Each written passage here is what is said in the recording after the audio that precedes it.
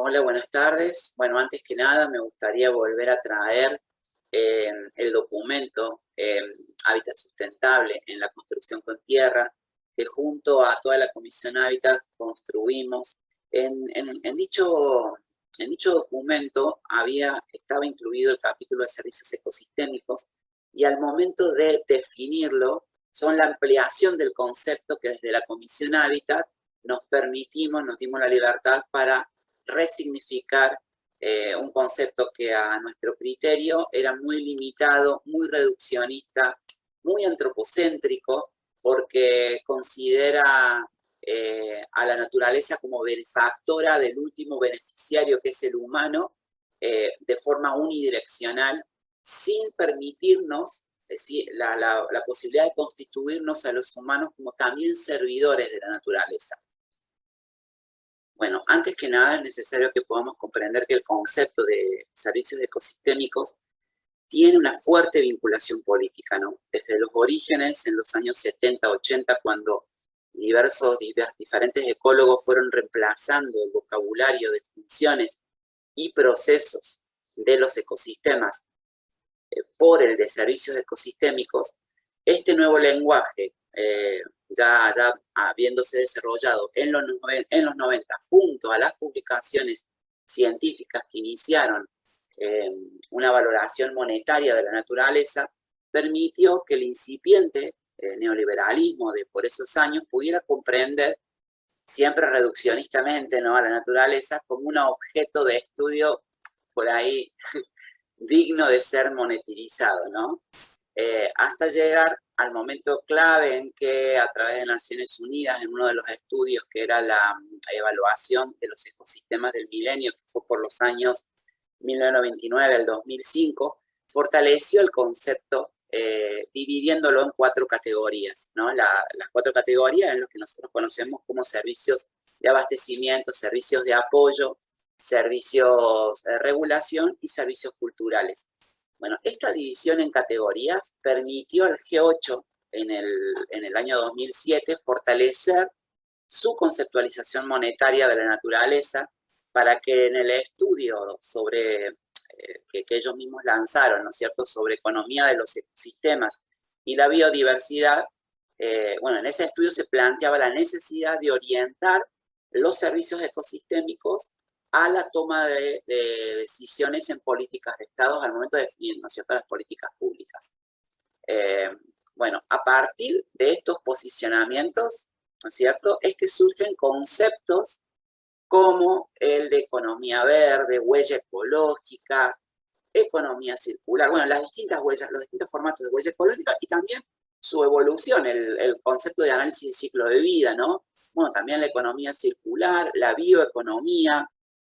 Bueno, estos conceptos permitieron por ahí a economistas neoclásicos comprender o dimensionar los complejos valores de la naturaleza, pero lamentablemente siempre simplificados por esta mirada utilitaria que siempre los abordajes monetaristas tienen, en función también de las exigencias que el neoliberalismo siempre planteó para la toma de decisiones en políticas públicas, ¿no?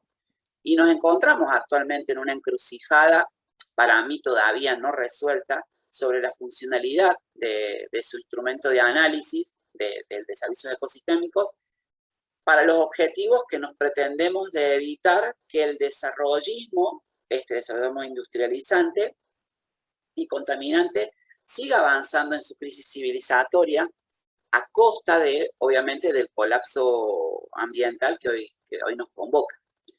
Entonces, por ello, desde ahí me pregunto, ¿no? Digo, ¿serviría su institucionalización para, por ahí, inhibir este antropoceno?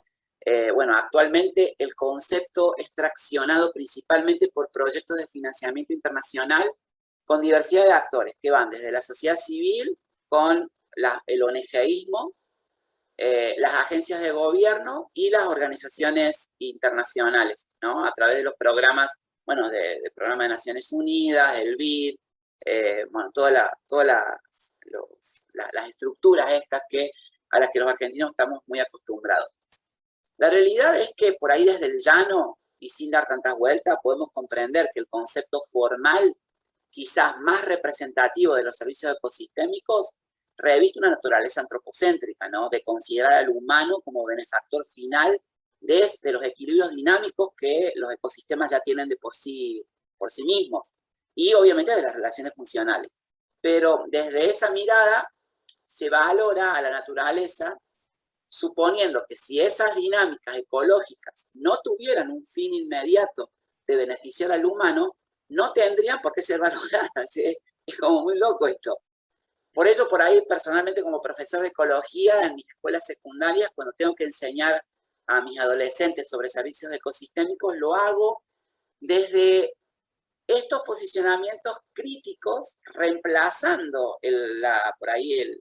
la antropocéntrica palabra de servicios por la de reciprocidad ecosistémica, que por ahí me habilita a una interpelación anclada en los supuestos que los servicios ecosistémicos se plantearon en un inicio, ¿no? La reciprocidad ecosistémica, por ahí no, esto me gustaría como para ir terminando, que no se mide tanto en la sustentabilidad, sino más bien en la regeneración que este año nos pusimos desde la Comisión Hábitat como guía, debido a que toda reciprocidad ecosistémica es la que ejerce cada ser vivo del planeta Tierra desde una inteligencia y conciencia regeneradora más compleja que la que pueda comprender nuestra limitada racionalidad humana, y obviamente sin esperar nada de las otras especies o de sus ecosistemas. Cuando como especie humana podamos pararnos desde esta cosmovivencia, obviamente que no harán falta más conceptos académicos ni epistemas construidos para inhibir los procesos del colapso ambiental, ¿no? Así que bueno, muchas gracias y estoy abierto a preguntas. Vale. Bueno, por ahí orientando, ¿no es cierto?, la mirada de los servicios ecosistémicos en la bioconstrucción y de sus potenciales industrializaciones, lo invitamos a Guillermo Folguera por ahí para que nos ayude a evaluar en líneas generales una de las técnicas utilizadas en la construcción con tierra. ¿Cómo andas, Guille? ¿Qué haces, Gerard? ¿Todo bien? Todo bien, un gustazo acá que estés entre nosotros. Bueno, actualmente por ahí podemos reconocer que hay un auge en la bioconstrucción, ¿no es cierto?, debido a las búsquedas de una sociedad que reconoce quizás, sin llevar al consciente, que el modelo industrial dependiente del petróleo y el cemento ya no resiste ningún fundamento del mercado. Por ahí, un mercado que para subsistir ha tomado no solo conceptos de base ambiental, sino que también incluso han tomado tecnologías que parecieran convertirse en el salvataje de este colapso ambiental.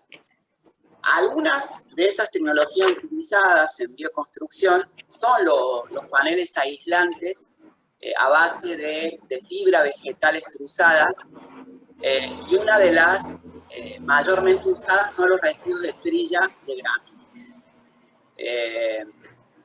Pero también por ahí es cierto que los factores que definen la sustentabilidad real, más allá de las ficciones del marketing, son la naturaleza del material, la escala, la locación de origen y los procesos de producción. Una de las materialidades que por ahí más podemos reconocer los bioconstructores en la fabricación de estos paneles son el trigo derivado de una agricultura, de una agroindustria transgénica. Por ahí en este sentido me gustaría preguntarte, Guille, por ahí qué impactos socioambientales podemos vislumbrar derivados de la utilización de estos residuos de la agroindustria transgénica desde los conceptos por ahí más del greenwashing, de la economía circular, orientados al mercado. Bien, primero, antes de ir a los efectos, por ahí detenerse un poquito en los fundamentos que tiene algunas de las cuestiones que planteaste. Primero tenemos efectivamente un sistema, un estado actual del capitalismo, del mercado, en gran medida impulsado por el mercado financiero, que está buscando expandirse, siempre busca expandirse, multiplicarse, y no solo en un sentido de intensificación, sino en un sentido de rubros enteros de mercados nuevos que se les abren, de escenarios sobre los locales lucrar, ¿no? El problema del carbono, por ejemplo, es un ejemplo elocuente. Se le abrió el mercado y encontraron ahí una beta para lucrar con el cambio climático. El segundo, que de alguna manera aparece fuertemente acá reproducido, es una separación comunidad-naturaleza, sociedad-naturaleza muy elocuente, que acá aparece, ¿no? Una naturaleza hecha para, a disposición de, ¿no? De las comunidades, y no de un vivir, sino una especie de medio para obtener otro fin. ¿Cuál es ese medio? Aumentar la productividad. O sea, el acento es una intensificación de la productividad, donde el tiempo aparece como un obstáculo a superar y el espacio lo mismo, ¿no? Nunca son condiciones de posibilidad, sino que son escenarios, situaciones sobre los cuales minimizar su dificultad. Y lo último, antes de ir a los efectos, es básicamente se prioriza la cuestión económica a corto plazo. Eso también es interesante, digo, no solo aparece lo económico, sino es una cuestión económica a muy corto plazo. Voy a un ejemplo, digo, el río Paraná, la sequía del río Paraná, una sequía histórica de hace décadas. ¿Cuánta plata le hizo perder a Argentina? No aparece. El cáncer de pibes con leucemia. ¿Qué significan esos tratamientos sobre la salud de los pibes y pibas? En términos económicos, inclusive. Eso no aparece cuantificado. Entonces, lo que tenemos es un efecto muy a corto plazo sobre un determinado sector de la sociedad y una no consideración de los impactos a mediano plazo, y en el fondo es una transferencia fabulosa de recursos de un sector de la sociedad a otro. En el caso del trigo transgénico y de este tipo de proyecto, yo creo que aparecen 3, 4 efectos ambientales y socioambientales muy evidentes. Primero, un efecto químico. Tenemos todos estos proyectos se sostienen en un paradigma químico muy visible, de insumos, fertilizantes, agrotóxicos, etcétera, que sostienen la celeridad de los acontecimientos y este incremento de la productividad. Después, efectos en el consumo. Gran parte de estos proyectos sostienen un consumo impresionante de recursos, de bienes comunes, de agua y de nutrientes. Después, un efecto muy marcado de expulsión de las comunidades en territorios, efectos muy marcados en términos sanitarios, y también yo agregaría una pérdida muy marcada de diversidad de la matriz productiva. Por ejemplo, quizás uno de los casos que yo más estudié es la pérdida de apicultores. En nuestros 15, 20 años últimos ha sido dramática. La Sociedad Argentina de Apicultores habla de cerca del 50% de las colmenas perdidas y de los apicultores perdidos, y a su vez un avance muy marcado en la deforestación, que en nuestro país, de manera más explícita o menos explícita, a través de incendios o de otras formas, ha avanzado muy marcado, y hoy tenemos Argentina en los últimos 15 a 20 años entre los 10 países del mundo que más deforestó, y al Chaco, por ejemplo, segunda región del mundo en términos porcentuales que más deforestó. Digo, esto es un esquema general de impacto socioambiental en donde el caso del trigo transgénico sería un ejemplo más de un esquema general de agronegocios que actúa de manera tentacular sobre todos estos campos, dimensiones. Ahora, Guille, vos sabés que, claro, todos estos impactos que estás enumerando, también me pongo a pensar que por ahí pueden llegar a estar ligados o vinculados a un proceso de cooptación de estas tecnologías ancestrales y ecológicas, ¿no? Que le sirve al mercado para reinventarse permanentemente, ¿no? Entonces me pregunto, para evitar estos procesos de cooptación, por ahí como para interpelar, ¿a qué procesos te parece que podríamos prestar atención para desarrollar una sustentabilidad más genuina y no aquella vinculada más al greenwashing. Claro, yo no me animo a dar nombres propios porque además me parece que cada lugar requiere sus propias coordenadas. Sí sospecho 3 o 4 cosas respecto a requisitos que tienen que tener. Por un lado, ampliar la temporalidad. Este tipo de proyectos no sostiene, ya no en largo plazo, no sostiene más allá de 2 años. Sea el trigo transgénico, la mega factoría de cerdo, la mega minería, etcétera, son todos proyectos a muy corto plazo. Eso por un lado. Por otro lado, me parece que el efecto químico está llegando a un nivel de evidencialidad muy marcado, que claro, va a involucrar otro tipo de acción, ¿no? Todos y todas las que tenemos huerta de diferentes escalas sabemos que los químicos funcionan muy bien matando una determinada plaga rápidamente, ¿no?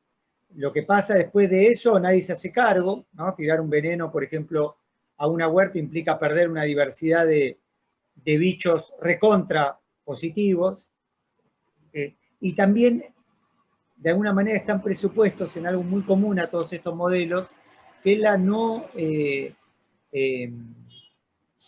existencia de prácticas preventivas. No existe la prevención como lógica. Va a haber que incidir sobre determinadas lógicas preventivas. Y el tercer eje, que yo creo que es clave, tiene que ver con la cuestión escalar, que acá hay más debates. Hay muchos sectores que consideran que se puede pensar en proyectos sustentables a gran escala. Yo tengo mis dudas que eso sea una opción, y creo que la escala tiene que ser uno de los ejes a discutir. No solo por los efectos ambientales que dijimos, sino porque me parece que la escala en gran medida presupone un uso de los territorios como medios y no como fines. Ahora, también dice, vos trajiste el problema de la escala. ¿Es solo un problema de escala o por ahí también te parece que podría estar más vinculado también a un modelo epistémico que las ciencias nos vienen trayendo y que también como comunidad decidimos adoptar porque creemos en esa hegemonía del academicismo, ¿no? Que indefectiblemente termina por monetizar la naturaleza. O son ambas cosas al mismo tiempo. Bueno, ya lo planteaste como que es un problema de escala, pero me parece, ¿crees que también la cuestión epistémica construida desde esa hegemonía de las ciencias tiene su gran responsabilidad? Creo que es clave la cuestión epistémica. Acá, por eso también fui como cuidadoso en no dar nombres propios, porque me parece que cada lugar requiere, ¿no? su propia caja de herramientas, su propia lógica, su propia estrategia. Pues creo que la cuestión epistémica es fundamental. Junto con estos otros criterios, donde efectivamente la escalar es una, hay cuestiones epistémicas fundamentales. Una de las que a mí más me ha últimamente obsesionado, o alguna de las que más me ha obsesionado en términos epistémicos, una tiene que ver con los mecanismos de simplificación. Hay mecanismos excesivos de simplificación y reducción de este arsenal, que claro, tira y prioriza estas cuestiones productivistas y mercantiles que hablábamos antes, pero cuando nos ponemos a trabajar y a vincular con la naturaleza, involucra un montón de aristas complejizantes que tienen que plantearse. Y después, me parece que lo epistémico involucra una arista muy, muy interesante, que es, nosotros en general abordamos estrategias monistas, ¿no? De un conocimiento que se profundiza y se lleva a cabo. ¿Qué significa abordar escenarios pluralistas? ¿Qué significa abordar no solo muchas ciencias naturales a la vez, sino ciencias naturales y humanidades, o inclusive conocimiento científico y no científico? No tenemos tantas herramientas en esos campos, no nos han enseñado a abordar en ese sentido, no enseñamos en ese sentido. Así que yo creo que ahí también tenemos un enorme desafío, y donde lo epistémico es una herramienta clave, y reitero, un epistémico no solo dirigido a la multiplicidad de saberes, sino a rever presupuestos como este que hablamos de la temporalidad del espacio, que son muy profundos y que nos va a obligar a generar un montón de procesos de invención con otro tipo de prioridades. Bueno, muchas gracias, Guille, y estamos abiertos a las preguntas para que quienes quieran hacerlas podamos ahora, a partir de ahora, iniciar un debate. Gracias, Guille. Dale. Un abrazo, Gera. Muchas gracias. Hola, ¿qué tal? Mi nombre es Victoria Di Césare. Soy miembro de la Comisión Hábitat de la Red ProTierra. Y para continuar con esta segunda parte de nuestra charla, queríamos compartir algunos conceptos y algunas preguntas sobre estas miradas sustentables que bien venían comentando Guillermo y Gerardo antes de la siguiente entrevista. Para nosotros el hábitat sustentable tiene que ver con una visión integral de lo que se genera y de los impactos que se generan cuando nosotros construimos nuestro hábitat. Y esto tiene que ver con aspectos ambientales, socioculturales, económicos, desde un lugar sistémico, territorial, y mucho de lo que comentaba justamente Guillermo, de tener en cuenta la temporalidad, la escala, la geolocalización. La toma de decisiones sustentables no es lo mismo en un lugar que en otro, y mirar un poco todos los aspectos y los impactos que se generan en esta visión más integral, en donde un impacto ambiental nunca está aislado, ni uno sociocultural, y está todo interrelacionado. Esta visión integral es la que compartimos desde la Comisión Hábitat de la Red ProTierra, y ahora lo que queremos es plantear algunas preguntas o cuestionar algunos conceptos en donde quizás escuchamos bastante hablar de eficiencia energética en las viviendas y hablar del consumo energético, que claramente es algo importante. Un dato no menor es que el 30% del consumo energético nacional es domiciliario. Esto significa para lograr la habitabilidad y la climatización de estas viviendas se utiliza mucha energía. Claramente esto genera gases de efecto invernadero y aporta al cambio climático. Es algo a pensar. El tema es que muchas veces los nuevos materiales a veces se proponen desde una solución para este aspecto, y midiendo, como bien dice ahí, solo los impactos que se producen en el uso, impactos y beneficios que se producen en solamente esa etapa de uso de la vivienda, que no es menor, pero la visión tiene que ser un poco más amplia y tener una visión de ciclo de vida, en donde podamos observar y tener información para la toma de decisiones, los impactos que se generan en todo el ciclo de vida de esos materiales que utilizamos para la construcción de nuestro hábitat. Claramente, un mismo material que quizás tiene la misma capacidad aislante o conductividad térmica para poder mejorar la eficiencia energética de una vivienda,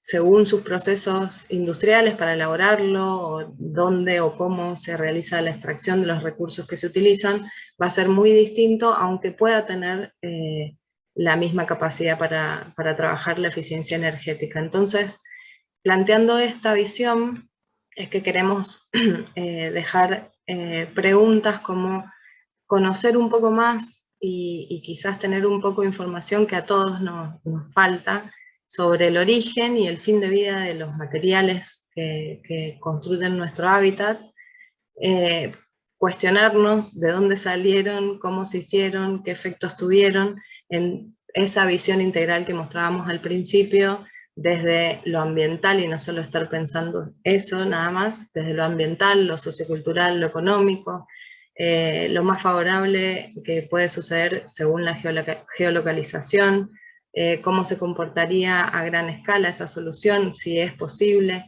Son todas preguntas, son problemas complejos, son situaciones complejas, pero ir acercándonos a esta información o a los distintos tipos de soluciones es lo que nosotros queremos plantear o compartir con estas charlas. Ahora vamos a ver una entrevista a un emprendimiento de Mendoza en San Carlos, se llama Hornerotec.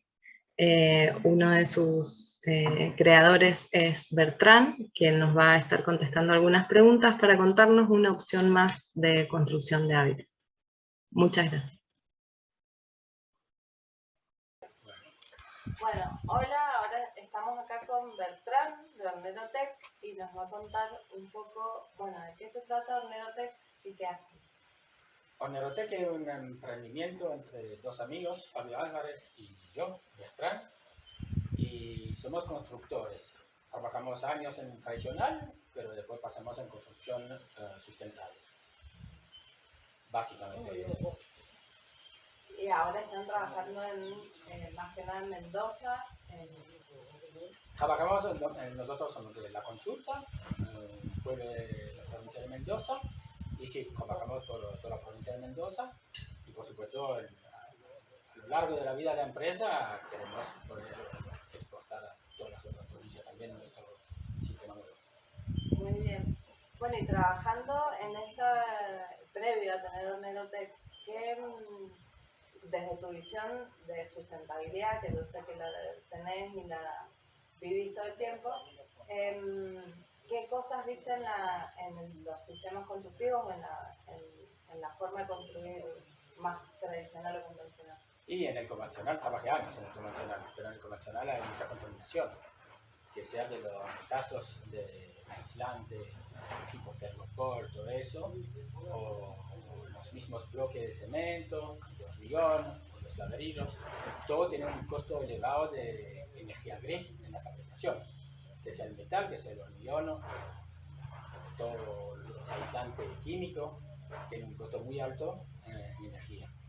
Así que bueno, nos dirigimos más en la construcción sustentable y por supuesto construcción de barro. Y entonces, a partir de toda la experiencia de haber construido con materiales industrializados y con tipos de sistemas constructivos convencionales,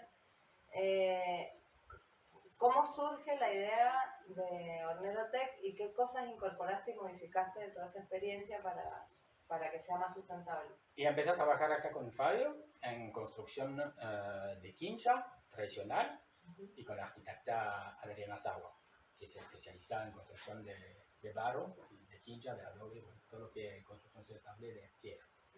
Y construimos quinchas tradicionales, sismo resistente, pero tradicionales en el sentido que utilizamos rollizos y mezclamos barro en el lugar para poder rellenar las paredes.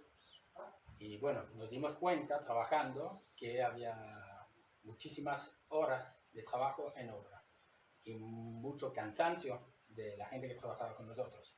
Perdimos un montón de ayudantes en esa época porque se cansan de hacer cosas y barro en el lugar. Y entonces ahí la idea de sistematizar o estandarizar o hacer prefabricada esa quincha vino por el tema más de la mano de obra. Claro, la facilidad de nosotros, la mano de obra y también de poder proponer un producto como genérico, homógeno, bueno, algo así, a la gente, estandarizado, porque la mezcla de barro depende mucho de la calidad de arcilla, la paja hay que cortarla en el lugar, siempre no sale igual, la cantidad de agua, el reposo, todo eso hace que no tenemos un producto homógeno. Y la idea de estandarizarlo es de poder trabajarlo en seco en galpón, producir en grandes cantidades, con la mejor arcilla del lugar, la mejor arena del lugar, un productor de centeno que está acá en la zona también, que nos vende todos los rollos directamente, y pudimos entonces desarrollar de forma más industrial todo lo que es reboque de barro. Industrial con pautas sustentables de siempre estar trabajando con materiales de arcilla del lugar, centeno del lugar. Claro, la idea de poder hacer una cadena de valor también entre los productores locales. Los camioneros de acá, bueno, todo el sistema está basado en eso, ¿no? Disminuir lo máximo posible la huella de carbono que podemos tener. Y como vos me comentabas por ahí, algo difícil de poder implementar cualquier persona que se quiere construir su vivienda, su quincho, es que justamente hay muy poca mano de obra que sepa trabajar este tipo de técnicas y con tu adaptación a hacerlo prefabricado. Simplifica mucho. Claro, porque para hacer una casa de rollizo necesitamos ayudantes especializados que ya saben de corte, son muy complicados. Y la quincha misma. Y la quincha misma, ¿sí? A hacerlo en madera de aserradero, como vemos acá, podemos sistematizar todo el proceso de la carpintería, ¿sí? Así que puedo cortar todo en el galpón con numerotación. Ahí no sé si se ve, pero cada palo está numerotado y cuando llegamos lo armamos como si fuera un mecano. Así que podemos nosotros preparar la carpintería por alguien que la va a armar a otro lugar. Y por la parte, por la parte barro también mandamos toda la mezcla en seco en el lugar de la construcción y la gente, los autoconstructores que tienen poco conocimiento, la tienen que poner en una hormigonera con agua nada más, agua penca, tienen que ser un poco más viscosa la mezcla, más pegajosa, pero nada más, la mezcla está hecha. Y esto ayuda a que se pueda replicar localmente algo que es un sistema constructivo más sustentable que otros, que el inconveniente de entrar quizás en hacerse mayor cantidad de este tipo de construcciones es justamente el conocimiento y demás que vos se lo solucionás con lo prefabricado. Claro. Bien. Nosotros teniendo esta visión de ciclo de vida, sí, desde justamente los materiales que utilizamos, que en tu caso ya todo eso lo tenés, usas maderas, es una construcción con materiales naturales, en tierra, pero después también tenemos la etapa de uso en donde influye mucho en la vivienda, ya que tienen una vida útil mínimo de 50 años, contemplada, el tema de la eficiencia energética. Y ahí yo sé que vos también sabes del tema y contame un poco cómo vos también pensaste en que esto sirva para que sea. Claro, y que en mi país obligación legal por normativa de tener casas súper aisladas, si no directamente el municipio o la provincia no te la acepta. Así que bueno, estoy acostumbrado a este tipo de requisitos para hacer una casa. Te digo, ¿por qué no aplicarlo más o menos acá también? Que ya la gente tenga una casa bien aislada y no consume tanta energía para calentarse en invierno o aire acondicionado en verano, ¿sí? Por eso pasamos también del relleno de la quincha, de un relleno de barro pesado, que trabaja por inercia, a un relleno más liviano que trabaja como aislante. Tiene doble ventaja. Primero, que el material en sí, el BTA, el bloque de tierra alivianado, que es un bloque de paja con barbotina de arcilla, es mucho más sustentable que un relleno de barro. Porque todo, casi el 90% paja de centeno, que va consumiendo dióxido de carbono durante su crecimiento. Y lo producimos año tras año. Que el relleno de barro con mucha arena también es algo que tiene un costo energético más grande que la paja de centeno. La extracción, si no la tenés en el lugar, y lo mismo que la arcilla, porque por ahí la tenés que también trasladar. En cambio, vos usás en porcentaje 1 metro cuadrado de quincha tradicional que se hace en el lugar, y la barbotina que vos usás, o sea, el bloque de BTA en cantidad de porcentaje, ¿cuánto menos de arcilla usás? Seguramente, o tierra. Y más que todo la diferencia va a ser de la arena, la cantidad de arena. Que no se habla mucho, pero la arena sí también es bastante contaminante de las extracciones, los viajes. Bueno, se usa por el vidrio, se usa por la construcción, se usa por la transformación de un montón de productos. Así que bueno, le estamos dando firme a la arena y si se puede utilizar otro producto, aparte más eficiente por la casa, de un punto de vista energético, mejor utilizar el BTA para mí. Y con bloque de BTA más el revoque, llegamos nosotros a un coeficiente de aislación de nuestras casas a la mitad de la normativa de la provincia. Zona bioclimática. Estamos hablando siempre en Mendoza, que es donde localmente ustedes están trabajando. Y por último, quería también, porque justamente una traba para que todos estos sistemas que son más sustentables frente a otros, porque sabemos que todo tiene su impacto, pero tienen menos impacto que los tradicionales o los convencionales. Otra traba es el tema de la normativa. Con tu sistematización del sistema constructivo, esto también agiliza que se pueda presentar como para la habilitación como una casa de madera o una cabaña, ¿no? Es la idea, es la idea. En la zona sísmica es bastante complicado toda la normativa, pero básicamente nosotros respetamos las normas CIRSO y está bajo cálculo de ingeniero y de arquitecto, así que básicamente no hay problema. Son más mitos o miedo de políticos que realmente un problema de ingeniería, ¿no? Sí, claramente tendría que haber un cambio en la reglamentación, en las ordenanzas municipales y demás, pero todavía sin tener una ordenanza municipal que avale la construcción en tierra en distintas técnicas, esta como es un BTA, después pasar como una construcción de madera prefabricada de materiales naturales. Exactamente, con un relleno aislante natural. Perfecto. ¿Y estos BTA vos los usás en muros, en techo, como...? Claro, entonces en nuestra zona el sistema está hecho con un bloque BTA de 21 centímetros de ancho y por los techos de 15 centímetros. Nos gustaría hacer más por los techos, porque por ahí que hay más desperdición de calor cuando calentamos la casa en invierno, pero por cuestión de costo para el cliente tampoco podemos encarecer tanto el techo que hacemos. Pero tenemos un techo con freno de vapor, el aislante que está dentro del techo, está totalmente aislado del aire y de la humedad. Trabajamos con freno de vapor inteligente que dejan pasar una cierta cantidad de vapor para que no se humedezca y también reaccionan bien a la columna de agua, que sería el goteo de la chapa sobre el freno de vapor. Muy bien. Desde la visión que ustedes tienen de sustentabilidad, de tratar de que esto sea sustentable desde lo sociocultural, lo económico y lo ambiental claramente, ¿vos qué pensás si esto se replicara, cuáles serían las formas a adoptar? Y todavía lo estamos evaluando porque hay varias opciones y queremos ver cuál es la más sustentable, siendo todavía económico para nosotros. La idea sería poder mandar en la zona, acá en la provincia, capaz casa entera directamente. Armar toda la casa desarmada, la estructura, los BTA de relleno y el revoque en seco. Así que mandamos un camión con todo listo encima para poder armar la casa en unas semanas. Cuando está más alejado, en la provincia, o ahí es de estudiar si en el lugar, por ejemplo, Misiones, que tiene toda la madera, no tiene sentido nosotros mandar la madera que viene de allá.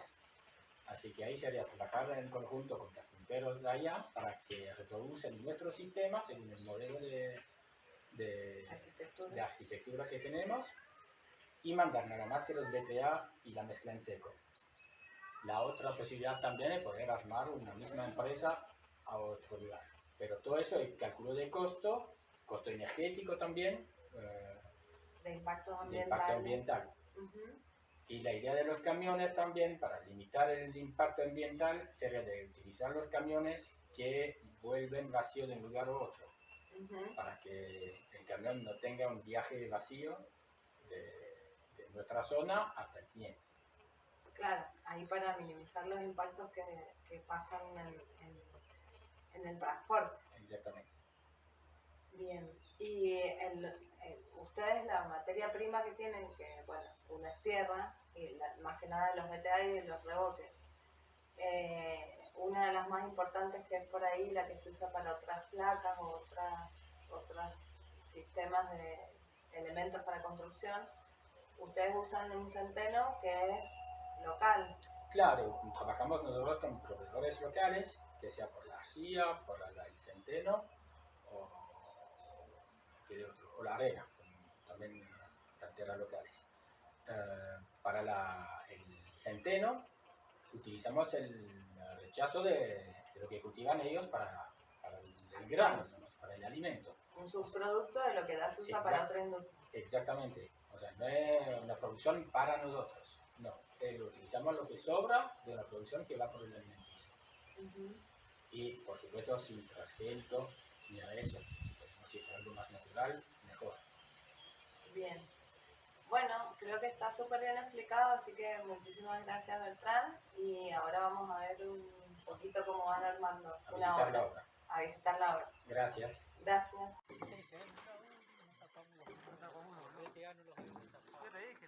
Sí, iba a decir.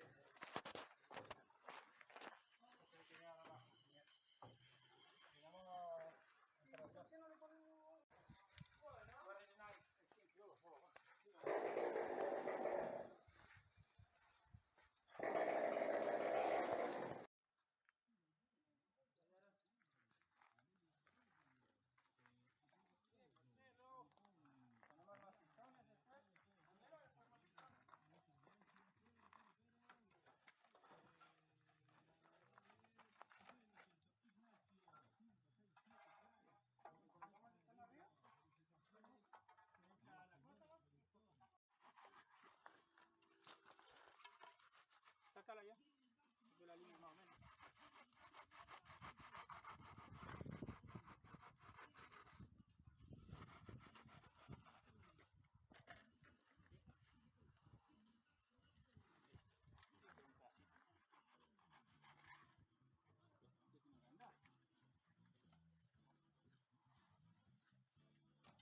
Perfecto.